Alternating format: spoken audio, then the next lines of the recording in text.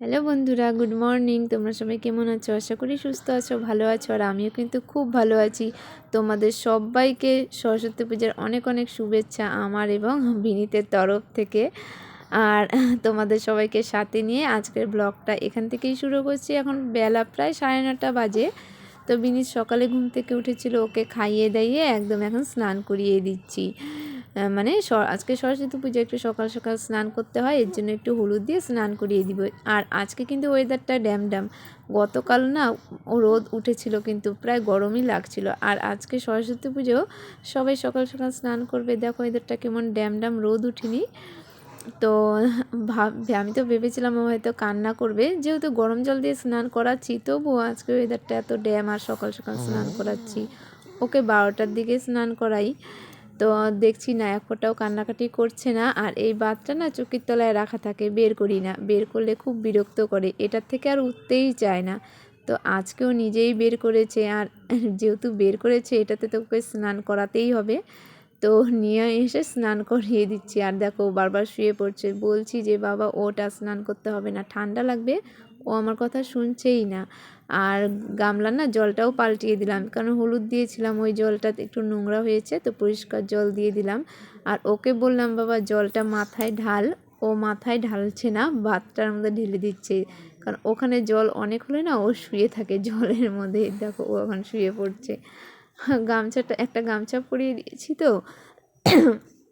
আর কাপড়টা নিয়েছি মুছে দিব। তো বলছি ওকে চল স্নান হয়েছে উঠে পড়, ও উঠবেই না। অনেক কষ্টে কিন্তু এখান থেকে উঠিয়েছি, খুব কান্না করছিল। কারণ উঠাতে তো হবে, বেশিক্ষণ রাখা যাবে না, যেহেতু অনেক ঠান্ডা। উঠানোর পরে গা মুছে যে ঘরে নিয়ে আসলাম, ক্রিম দিয়ে দিব। আর ও এত বিরক্ত করছিল, প্রতিদিন এরকম বিরক্ত করে ক্রিম দেওয়ার সময়। তার জন্য আমার গলার মালাটা, আর আমি তো একটু জোয়ান খাই, তো ওই জোয়ানটা দিয়ে বসিয়েছি, যে ও একটু বসে থাকলে ভালো মতন ক্রিমগুলো মেখে দিতে পারবো। তাও খুব বিরক্ত করছিল, মানে ও মাখবেই না। আর বলো তো কি, সব বাচ্চারাই না মনে হয় এরকম, যে মুখে ক্রিম দেওয়ার সামান একদমই পছন্দ করে না। সেম ওও মানে কান্না করে, মুখে সাবান দিলেও কান্না করবে, ক্রিম দিলেও দেখো কান্না করছে। জোর জবরদস্তি দিয়ে দিয়েছি। আর ক্রিমটা যেই দেওয়া হয়ে গেছে, ওকে মানে নতুন জামা বের করেছি, যে বলছি পর বাবা ঘুরতে নিয়ে যাব, অনেক ঠাকুর দেখবে। তো এখনও সেই খুশি, হাসতেছে। কিন্তু ক্রিম দেওয়ার সময় বিরক্ত করছিল। তো ওকে ভালো মতন রেডি করিয়ে দিচ্ছি। রেডি করিয়ে ওকে আমাদের এখানে কয়েকটা পুজো হয়েছে, ওখানে ঘুরতে নিয়ে যাব। আর এখন না একটু রোদ উঠেছে, তবুও আমি একটু মোজা টুজা পরিয়ে দিলাম, কারণ ঠান্ডা তো। সকাল সকাল স্নান করেছি, ঠান্ডা লেগে যেতে পারে, তার জন্য পরিয়ে দিলাম। আর ও দেখো ক্যামেরার সামনে কি করছিল। আর এটা দিয়ে ক্যামেরা করছিলাম, ও হাতে নিয়ে খেলছে, এটা দিচ্ছিলই না। তারপরে রেডি করিয়ে, এই যে এটা পাশেই একটা পুজো হয়েছিল, এখানে ঠাকুরটা একটু দেখে গেলাম। আর বাপের বাড়িতে যাওয়ার সময় এখানটায় দেখলাম যে এখানে পুজোটা হয়ে গেছে। দেখো কাপ দিয়ে ওরা প্যান্ডেল বানিয়েছে, বাচ্চারা প্যান্ডেল করেছে, তা অনেক সুন্দর হয়েছে। আর ওকে বলছিলাম এখানে বাবা দাঁড়া একটু ফটো তুলি, ও ফটো তুলতে দিচ্ছিল না, ও কাপগুলো নিয়ে খেলা করছে। অনেক চেষ্টা করলাম যে ফটো উঠাবো একটা, ও মানে তুলবে না, তো তুলবেও না।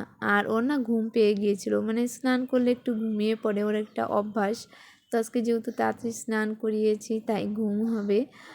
তো ওকে কিন্তু বাপের বাড়িতেই ঘুম পাড়িয়ে দিয়েছিলাম। আর এখন একদম বিকাল 4টা বাজে। তো বাপের বাড়ি থেকে এসেই এই লাঠিটা না দিদার মানে পা ভেঙে গিয়েছিল, তো দিদাটা এখন লাঠি দিয়ে একটু হাঁটে, তো হাঁটতে অসুবিধা হয়। আর এই লাঠিটা নিয়ে সারাদিনও খেলবে।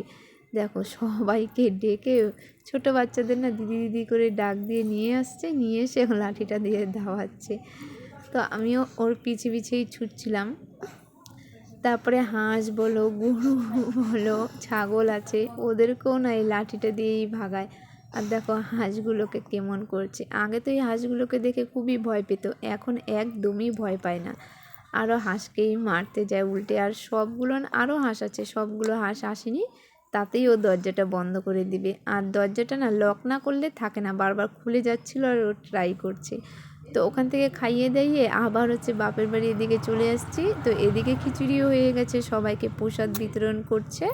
দেখো এক কড়াই কিন্তু খিচুড়ি শেষ, এখন বালতিতে আছে। তো আমরাও প্রসাদ নিয়ে বাড়িতে রেখে আসছি যে পরে খাবো রাতের বেলা। আর এদিকে এখন সবাই নাচানাচি করছে, বিনীতকে ওর বাবা নিয়ে নাচছে। আরও সন্ধ্যাবেলা আবার এসে ঘুমিয়ে পড়েছিল, তো ঘুমের না নেশাটা কাটেনি, এই জন্য ভালো মতো নাচতেই চাচ্ছিল না।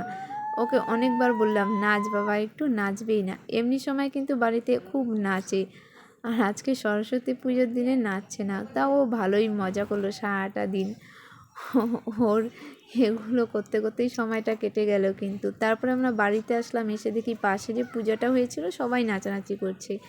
এখানে এসে আমিও একটু নাচানাচি করলাম। ওখানে তো বিনীত আর বিনীতের বাবা নেচেছিল, এখানে এসে দেখো বিনীতকে ওর বাবাই নিয়ে নাচছে আর আমি ওদের সাথে নাচছি। আর ওখানে তো বিনীত নাচেনি, লাস্টে বাড়ি যাবো গা বলছিলাম চল বাবা, আর এখন ওর ঘুমটা পুরোপুরি ভেঙেছে লাস্ট, এখনও নাচছে। আর ও কিন্তু এখন যাবেই না, লাস্টে যেন তো ওকে বেলুন দিয়ে পটিয়ে বাড়িতে নিয়ে খেয়ে দিয়ে শুয়ে পড়েছি। তাহলে চলো আজকের ভিডিওটা এখানেই শেষ করছি। তোমাদের কেমন লাগলো ভিডিওটা অবশ্যই কমেন্ট করে জানিও। টাটা বাই বাই, তোমরা সবাই সুস্থ থেকো, ভালো থেকো, নেক্সট ভিডিওতে দেখা হবে। আর দেখো ভিডিওটা শেষ করার পরেও আবার আরেকটা কথা তোমাদের বলা হয়নি, তার জন্য আবার একটু ভিডিওটা করে নিলাম। কারণ আমরা কী গানে নাচছি তোমরা কিন্তু বুঝতেই পারছো না, গানটা দিতে পারিনি, তার কারণ কপিরাইট চলে আসবে।